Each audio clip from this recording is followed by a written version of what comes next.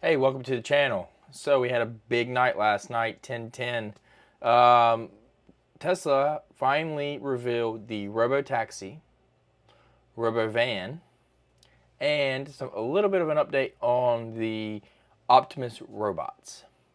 So stick around because we're going to go through everything that we found out last night, and I want to give you my impressions and what my thoughts are on what was launched.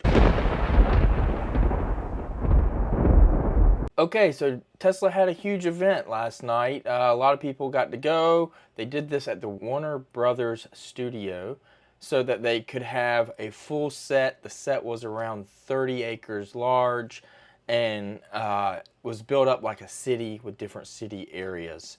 And then they had the main stage where they presented the updates. The things they launched were the Tesla Taxi or RoboTaxi, the Tesla RoboVan, which is a autonomous van that can hold 20 people, and also a few updates on the Tesla Optimus robot. First, the way this event kind of went down is really it started straight out showing the Tesla RoboTaxi and Elon getting out of a movie from the studio and getting into his RoboTaxi, which has two doors, as you can see here, and driving up to the stage where he got out and walked on the stage to talk about RoboTaxi.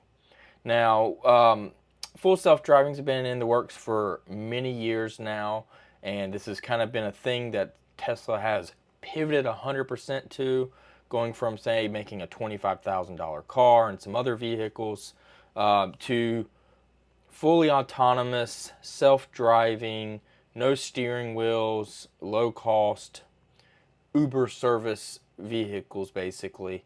And they're quite delayed on what they expected to do. Full self-driving is quite delayed and it's having regulatory issues. But what we learned last night, based on Elon and Tesla time, was that this RoboTaxi, which has two doors, two seats, a big, large, looks to be a 21-inch screen in the center, that you hail the ride and it takes you wherever you want to go, and you don't have to pay attention at all because it is level 5 autonomy using Tesla's current full self-driving, just updated software. And this car should cost about $30,000. They're planning on going into high production volume. They're going to make a lot of these. And you can buy them as a person. You'll be able to buy one and you can send it out and have it do its thing, or it can sit in your driveway and just take you where you want it to go whenever you want it to go. But you'll have the option to also kind of loan it out or pimp it out and allow it to be a taxi and gain you some sort of revenue. It's kind of the what Elon's been saying that your Model 3 and Model Y will be able to do at some point in time. So all Teslas that are sold right now will have this capability, and they have steering wheels and everything else, so you pay a little bit more so that you can drive it yourself, but your car will have the capability to do this. The cool thing about this is that this car is much cheaper, and it is all about driving by itself and giving ride sharing and different things. So you can imagine, as Elon says, owning a fleet of these cars, say 10 or 20 of these cars, and you basically just manage that fleet. Something else we learned that they said that they really needed to launch was the fact that if you have this car that's kind of is this all self-driving car, induction charging, these robots that automatically clean the car. They showed, as you can see here, vacuuming out the seats and wiping down the screen so that it's all sanitary, so that it can do this and then go to another rider potentially. So, or just clean it at the end of the day so that the next day it's nice and clean. They think, I guess they're really putting in some time and resources into actually making this work now.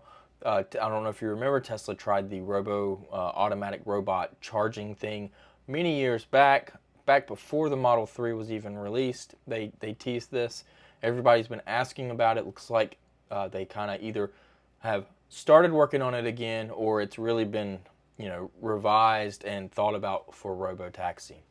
The other thing they showed is that there is storage in the trunk for your baggage if you're going to a airport or traveling or whatnot. There's 2 seats in the front. Looks like fairly good space, but just 2 seats.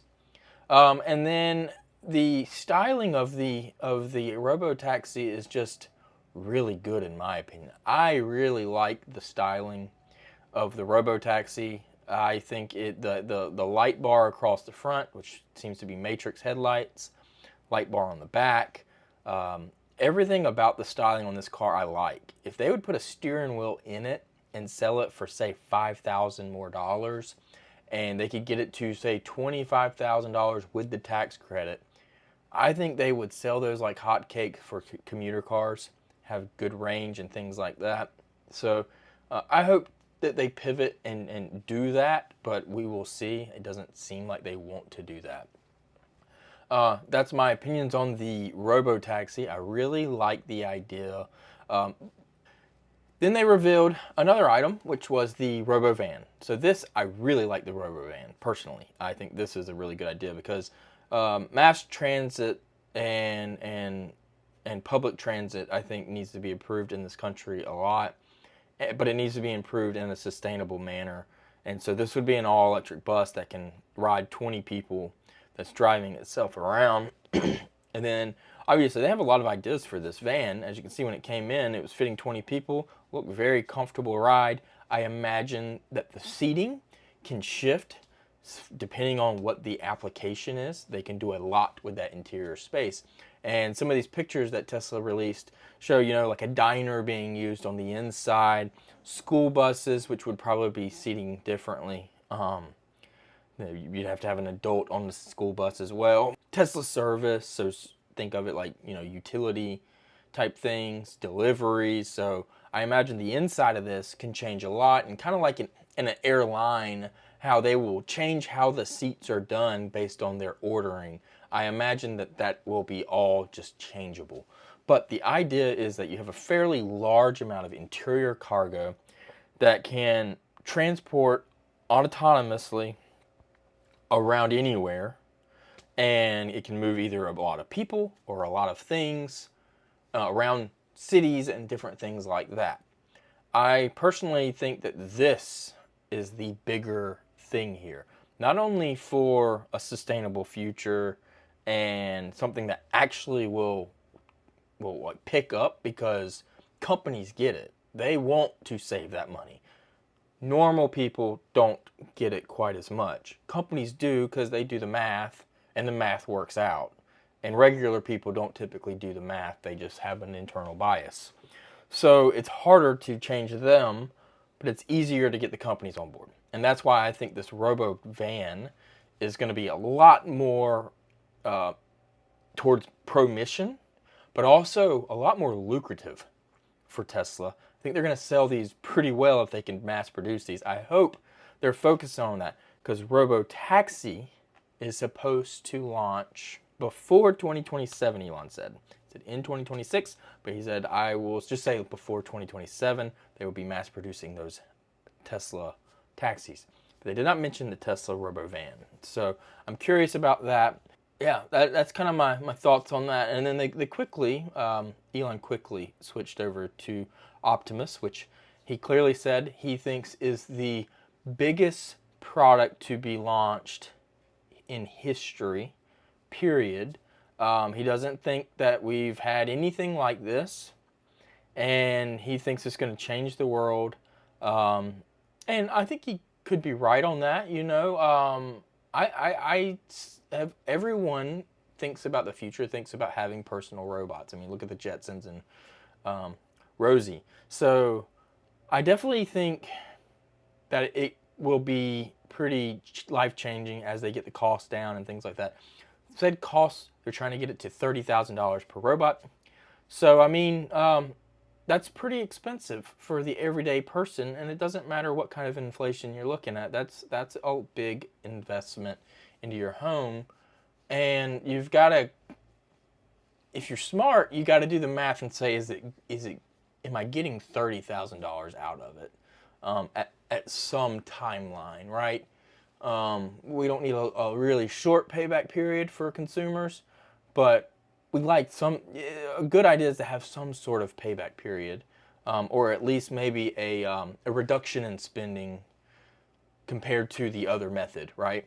And so when you go, they showed the robot being used as butlers, serving drinks, serving food, coming out to your car and getting your groceries, helping move things around, keeping up with the house, laundry. I know it can fold laundry. They've been working on that.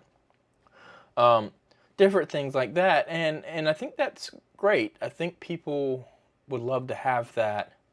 I don't know if $30,000 in today's world money is going to sell a lot of those. I think they will sell them to rich people, obviously. $30,000 in 50 years, maybe, because that may be somewhere around, I don't know, I didn't do the math on what 2% per year is. But I mean, I imagine that it's a little bit closer, but you're still probably talking $20,000. So, in today's money. So, to me, I don't know if it's going to do great in the consumer retail market. In factories, I think it's going to be a big deal if they can make it work properly. I think factories will use them and utilize them especially if there's a lot of not having to code the robot to do certain tasks and it can kind of pick it up like a human would, then $30,000 is very low cost labor if you think about it. If it lasts 1 year, that is very low cost labor. And if it can pick up as good as a temporary employee pulled off the street, then it's got some significant value there. And so that's where I see the value for Tesla robot Optimus. But I think, obviously, it's made huge strides in improvement since they launched this or revealed this a few years back as a human wearing a suit. So they're doing a lot of work. They're doing good work. Tesla does amazing work. They're doing some amazing things. And so where this gets in the next 5 years, there's no way to know. I mean, it's just rapidly evolving so quickly. It's hard to understand. Big picture here, what is Tesla trying to do? They market that they want to change over as many cars as possible to electric, have a more sustainable future, less CO2 emissions. And so, I think the idea here is to get a lot of these out in the world operating where you can take them in big cities and not have to worry about drinking and driving. They act like an Uber. And then you also get people realizing that electric cars aren't so bad potentially because they're riding in them instead of having to buy them. And you're getting more people riding in them and see what they think about them. To me, that's not a bad thing, I hate that it's taking away from making cheaper electric vehicles so that we get mass adoption, because I don't think you're going to change that culture anytime soon, especially in the United States, as far as owning a car, the freedom of going wherever you want to go, whenever you want to go, like right away. If I need to run out the door and get in my car and go somewhere, I don't think that culture is changing anytime soon. I think that's like a 3-generational thing if you make the changes towards what they're trying to do. So to me, I wish they were spending enough focus on that as well. To me, it's a little distracting, but I get the idea. I get that it will be beneficial to some extent. I don't think it is as beneficial, but that's my personal opinion. And I'm not the smartest person in the world.